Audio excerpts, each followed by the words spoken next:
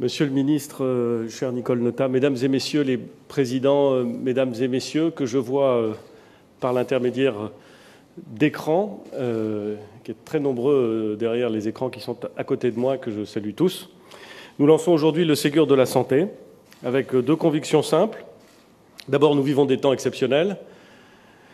Et ensuite, on ne répondra pas à la crise que nous connaissons, à son ampleur, par des demi-mesures, mais par des choix forts, rapides et assumés. Je pense qu'il serait difficilement compréhensible et probablement insupportable pour nos concitoyens, pour les médecins, pour les infirmiers, pour les aides-soignants, pour tous ceux qui ont, du point de vue sanitaire, médico-social, répondu à la crise, que cette crise que nous avons traversée ne soit pas l'occasion de changements radicaux. Que les applaudissements des Français à 20h envers nos soignants ne soient que des applaudissements, mais pas les prémices d'une réaction forte. Que nous n'utilisions pas ce moment pour dénouer les blocages du système que nous connaissons, que certains dénoncent depuis longtemps, et qu'il faut aujourd'hui lever. Le Ségur de la santé permet de réunir tous les acteurs de la santé et du grand âge, d'abord pour partager l'expérience de la crise, et ça n'est pas sans intérêt, mais aussi et surtout pour construire ensemble l'avenir de l'hôpital et plus largement une nouvelle organisation des soins, pour trouver les moyens d'accélérer la rénovation en profondeur de notre système de santé. Le ministre a eu l'occasion de le dire, vous avez, à bien des égards, eu l'occasion de le dire, il faut aller vite, nous voulons aller vite. La concertation qui commence aujourd'hui doit déboucher sur des décisions en juillet. Vu l'ampleur des défis, le calendrier est serré. Mais la demande des personnels soignants exige que nous allions vite.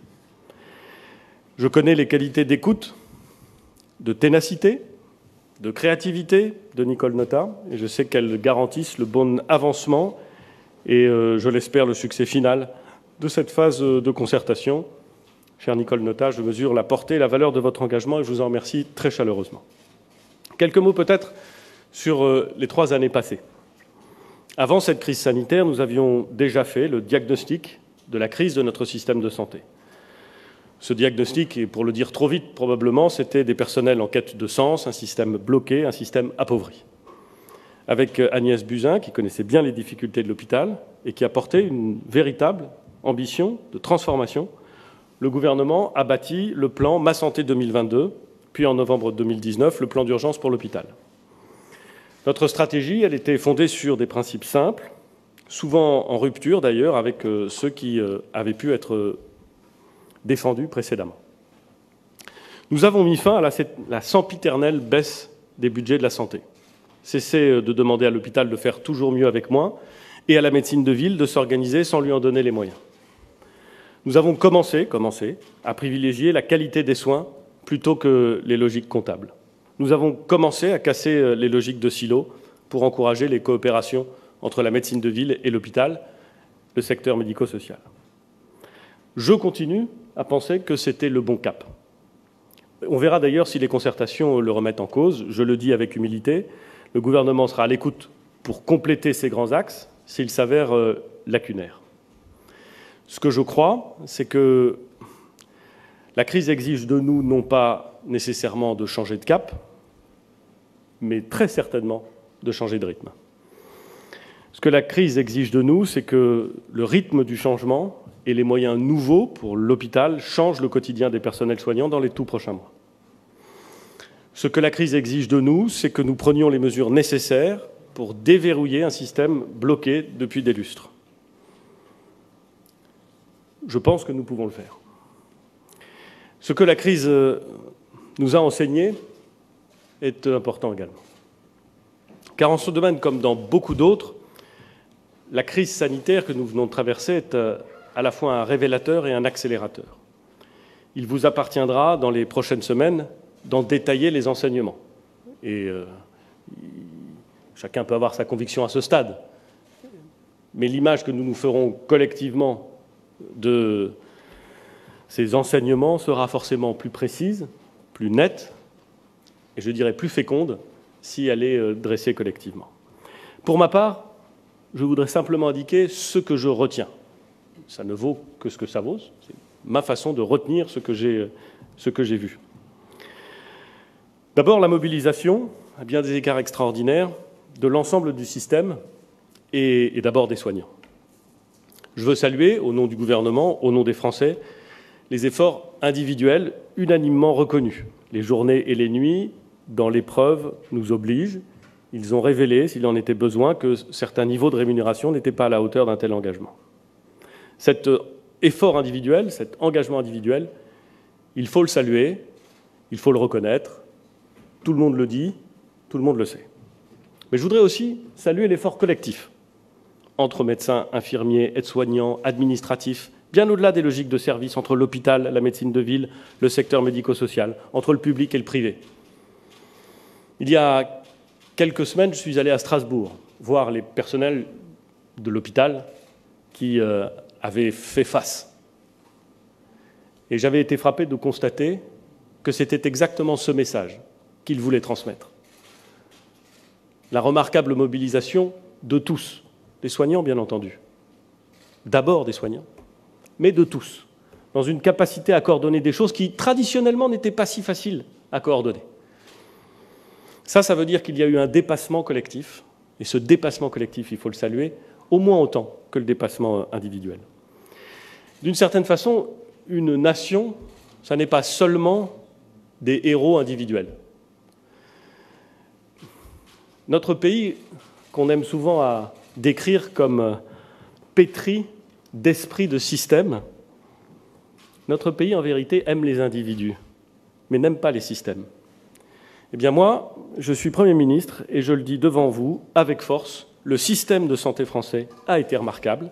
Il a tenu du directeur d'hôpital à l'aide-soignant, du médecin à l'administratif, du public au privé, de l'hôpital à l'EHPAD, que tous ceux qui font vivre ce système, qui en sont à la fois les rouages et les architectes, en soient remerciés et surtout qu'ils en soient fiers.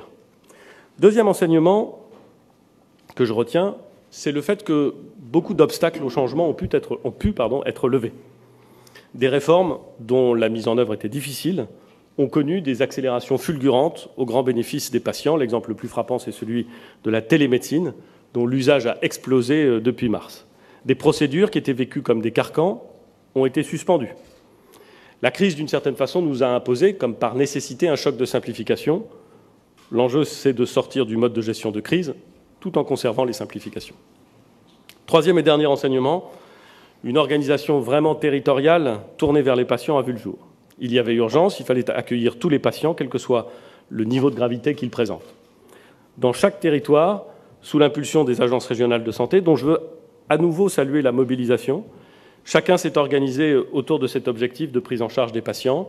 Les hôpitaux du groupement hospitalier de territoire, les acteurs de l'ensemble du tissu hospitalier, y compris le secteur privé, les médecins de ville, les infirmières de la communauté professionnelle de territoire, les acteurs du médico-social, notamment les EHPAD. Hôpitaux publics et cliniques se sont entendus pour déprogrammer les soins non urgents, créer des places de réanimation, se coordonner sur les soins de suite. Des réseaux de soins gériatriques, des liens entre hôpitaux, médecine de ville, EHPAD ou établissements médico-sociaux, que nous n'avions jamais réussi à établir, ou en tout cas qui n'avaient jamais eu véritablement cette force et cette ampleur, se sont tissés en quelques semaines. Finalement, grâce à la mobilisation des soignants, grâce à cette levée des freins bureaucratiques, grâce à cette organisation territoriale qui s'est affirmée dans l'urgence, le système de santé n'a jamais failli pendant la crise et les patients ont pu être pris en charge sans que l'on constate les situations dramatiques qui ont pu advenir dans d'autres pays. Je ne dis pas que tout cela s'est passé facilement, ça ne s'est pas passé facilement. Ça s'est passé dans une pression, dans une urgence et parfois avec des angoisses de la part de tous ceux qui réalisaient cet effort absolument considérable. Je ne les mésestime pas. Mais j'observe que ça s'est passé. Et que ça s'est passé dans des conditions qui font effectivement honneur au système que je décrivais. J'ai entendu beaucoup de critiques à l'encontre de l'État, à l'encontre de la fonction publique ces dernières semaines. Et il y a bien sûr eu de grandes difficultés, et il est de notre devoir de les identifier, de les comprendre, de les corriger. Mais les Français peuvent être fiers de leurs fonctionnaires, fiers de leur hôpital public, fiers aussi d'un système de santé qui s'appuie sur des acteurs au statut éminemment différent, mais complémentaires, et qui ont montré qu'ils savaient travailler ensemble. Il faut que ce Ségur de la santé démarre par un discours de vérité, qu'aucune faiblesse ne soit masquée. Mais il y a une différence entre les discours de vérité et l'autodénigrement. Le French bashing que les ultralibéraux, les ultra-étatistes et surtout les ultra-commentateurs nous infligent à longueur de journée. C'est aux acteurs maintenant de prendre la parole. Je voudrais qu'on les écoute, qu'on ne plaque pas sur leurs propositions des grilles d'analyse qui seraient toutes prêtes, et qu'on se retrousse les manches pour mettre en œuvre les transformations nécessaires. Voilà donc le moment de nous remettre à l'œuvre avec le sentiment de l'urgence, et je le répète, avec la possibilité que nous donne ce moment de profondément bouger les lignes. À mon sens, il y a 5 enjeux clés pour ce Ségur de la santé. D'abord, être capable de montrer notre reconnaissance aux soignants et de garder intacte leur motivation et leur vocation. Cette reconnaissance, elle est immense dans notre pays et elle se traduira, le président l'a dit, dans les rémunérations. Sur ce point, je le dis sans ambiguïté, la revalorisation sera significative, comme le sera l'augmentation de l'ONDAM dans les années à venir. Mais le chantier de la reconnaissance des soignants concerne en réalité tous les enjeux de ressources humaines. Il faut également agir sur les déroulés de carrière, sur les métiers eux-mêmes. Je pense notamment aux formations, aux coopérations entre professionnels, aux pratiques avancées, aux compétences. Des avancées ont d'ores et déjà été enclenchées ces derniers mois. Il faut aller plus vite, il faut aller plus loin. Dans ce cadre, la question du temps de travail n'est pas taboue. Le ministre des Solidarités et de la Santé l'a lui-même évoqué. Là encore, le maître mot doit être celui du pragmatisme. Je ne préjuge pas ici du résultat des discussions. Elles se tiendront dans les prochains jours. Mais j'ai dit qu'il fallait lever les contraintes de toute nature. Le temps de travail doit être regardé de la même façon. S'agissant des médecins, la crise est l'occasion de débloquer la question des statuts du médecin à l'hôpital. Tel qu'il existe aujourd'hui, je ne suis pas convaincu que le statut de praticien hospitalier soit le seul adapté aux besoins et aux aspirations de la nouvelle génération de médecins. Nous devons adapter les conditions d'exercice à la variété des parcours, reconnaître aussi l'engagement dans des activités non cliniques, des activités de recherche, d'enseignement, de management. Les négociations débuteront demain avec l'ensemble des organisations syndicales et des fédérations. Elles doivent aboutir d'ici le début du mois de juillet. Le deuxième enjeu que je voudrais évoquer, c'est celui de l'investissement et des modalités de financement de l'hôpital. S'agissant de l'investissement, nous avions annoncé la reprise d'un tiers de la dette des hôpitaux publics, soit environ 10 milliards d'euros, ainsi que le lancement d'un plan d'aide à l'investissement de proximité de 150 millions d'euros par an. Il faut aller plus loin et nous lancerons un vaste plan d'aide à l'investissement qui viendra compléter cette reprise massive de dette. Mais il faut aussi réorienter ces investissements. Une partie de ce programme doit être dédiée aux investissements au niveau des territoires pour accélérer les coopérations entre la ville, l'hôpital, le médico-social et entre le public et le privé. À la lumière de ces orientations, les règles de fonctionnement du comité interministériel de performance et de modernisation de l'offre de soins, le fameux COPERMO, devront être revues. Certainement pas pour se lancer dans une course effrénée à la construction de nouveaux bâtiments, comme on a parfois pu le constater, mais pour accélérer les projets, les ancrer dans les besoins réels des territoires, accompagner les hôpitaux dans leur démarche de désendettement et financer tous ces projets d'investissement qui, sans être spectaculaires, certains diraient même peut-être pharaoniques, sont indispensables au fonctionnement quotidien et à la préparation du futur des hôpitaux.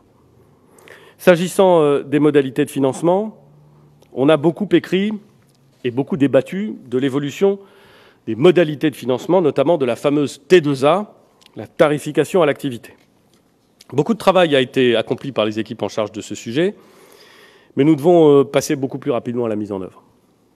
Dès 2021, je souhaite que soit mise en œuvre la réforme du financement de la psychiatrie, la réforme du financement des urgences et que nous poursuivions celle des soins de suite. J'insiste aussi pour que nous atteignions notre objectif d'augmentation de la part de la qualité pour atteindre 2 milliards en 2022 et ainsi réduire sous les 50% la part de la T2A. Bon, j'ai parfaitement conscience que pour beaucoup des Français, dire qu'on va passer la barre, qu'on va diminuer la part de la T2A en dessous de 50%, c'est intéressant sans doute, mais c'est peut-être un peu ésotérique. Et c'est vrai que c'est horriblement technique, cette question du financement de l'hôpital.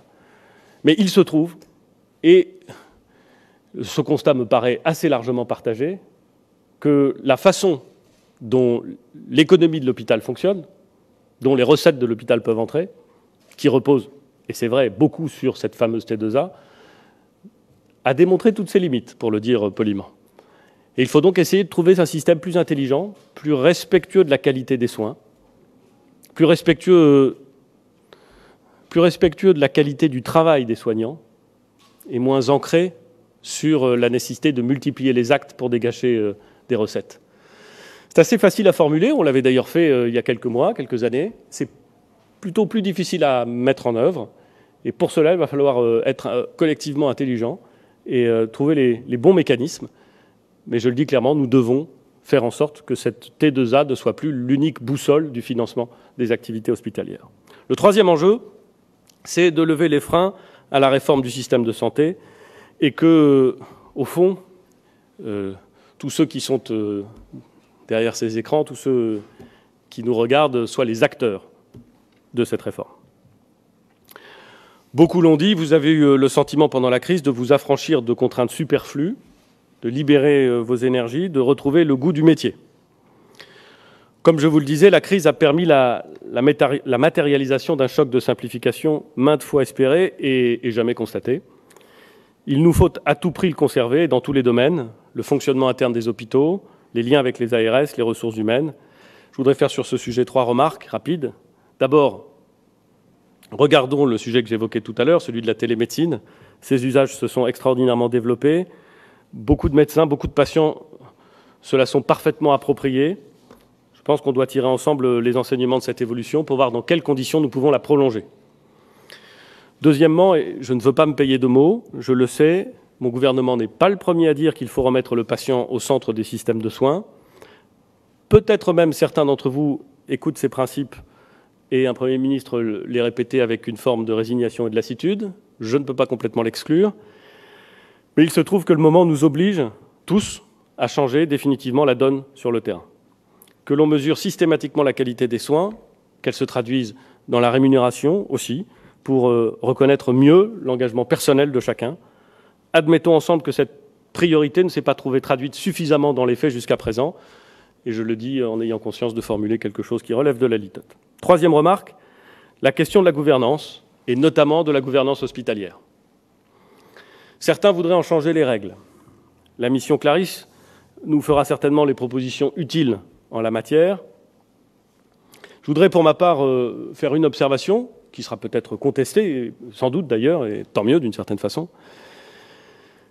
Je ne suis pas sûr que les règles actuelles de gouvernance aient posé pendant la crise, et je parle bien pendant la crise, de réelles difficultés. Ma conviction profonde, c'est que la réponse réside bien plus dans le mode de management que dans les règles de gouvernance. Ma conviction encore plus profonde, c'est qu'on peut faire toutes les règles de gouvernance que l'on veut. Si on ne sait pas trouver les bonnes équipes de management, administratif et hospitalière, on a toujours des problèmes. Ce qui a fonctionné dans la crise, ça a été un mode de management efficace, qui responsabilise chacun dans son rôle, avec des vraies possibilités d'agir. Je crois donc qu'il serait utile de réfléchir aux moyens de renforcer cette voie, par exemple pour ce qui est de l'hôpital, en généralisant les délégations d'enveloppes au niveau des services, par exemple. Quatrième enjeu, bâtir une nouvelle organisation du système de santé dans chaque territoire, intégrant l'hôpital, la médecine de ville et le médico-social. Cette organisation au niveau territorial a été une des conditions de la bonne réponse apportée par le système de santé pendant la crise. À certains endroits, on pouvait s'appuyer sur des dynamiques qui étaient déjà à l'œuvre.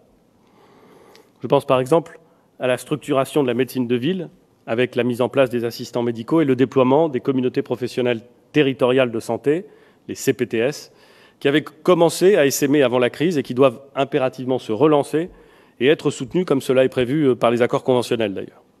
Si nous amplifions cette dynamique collective avec tous les professionnels de santé concernés, nous devons pouvoir couvrir tout le territoire de CPTS d'ici 1 an. D'autres formes de coopération territoriale ont pu être éprouvées pendant cette crise pour prendre en charge et suivre les patients Covid à domicile en lien avec l'hôpital ou pour organiser la prise en charge des personnes âgées à domicile ou en EHPAD avec la ville, l'hôpital ou l'hospitalisation à domicile. Là encore, les retours d'expérience devront permettre d'identifier les meilleures pratiques et d'en tirer les enseignements. 5e et dernier enjeu, le numérique. J'ai mentionné la télémédecine.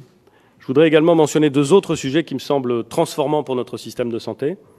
D'abord, la nécessité de mieux exploiter nos données. Il faut que les hôpitaux les partagent plus et que nous bâtissions l'écosystème qui nous permettra de les utiliser au service de la médecine et au service du patient, avec toutes les règles de sécurité évidentes en la matière. Ensuite, l'espace numérique de santé, qui est prévu pour le 1er janvier 2022. S'il avait été en service, il aurait sans doute grandement facilité le suivi des patients à domicile, les interactions entre les patients, qu'ils soient Covid ou non d'ailleurs, et leurs médecins, et le suivi des données permettant d'améliorer la connaissance de la maladie. Plus que jamais, l'aboutissement de ce vieux projet est prioritaire. Voilà, mesdames et messieurs, les 5 mots-clés qui devraient, selon moi, guider vos travaux tout au long du Ségur de la santé, mais ils sont bien entendu évoqués à titre de proposition et n'ont pas vocation à limiter le champ de la discussion. La reconnaissance pour nos soignants, l'investissement massif, l'agilité retrouvée, l'organisation territoriale, la modernisation par le numérique. Le ministre des Solidarités et de la Santé va revenir plus en détail sur la méthode et sur le calendrier. Mesdames et messieurs, cher Nicole Notat, il ne s'agit pas de le faire avec de simples mots, ce sont des actes, des résultats qui sont attendus dans tous les hôpitaux, dans tous les cabinets médicaux, dans tous les EHPAD. À vous incombe cette tâche majeure en utilisant toutes les forces que cette crise a révélées. Et tous, nous pourrons ainsi poursuivre et amplifier la transformation de notre système de santé pour qu'il devienne plus robuste, plus juste et plus efficace. Nous vous donnons donc rendez-vous en juillet. Et avant de passer la parole à Monsieur le ministre, je voudrais, en guise de conclusion de ma conclusion, si vous me permettez, évoquer un sujet qui m'a frappé en observant les chiffres, en observant les cartes et en écoutant les femmes et les hommes qui soignent et qui se sont battus pendant cette crise. C'est la très grande correspondance, à bien des égards, entre la carte de la mortalité et la carte des inégalités. Évidemment, ce n'est pas une correspondance absolue, et chacun pourra déceler là et là des différences.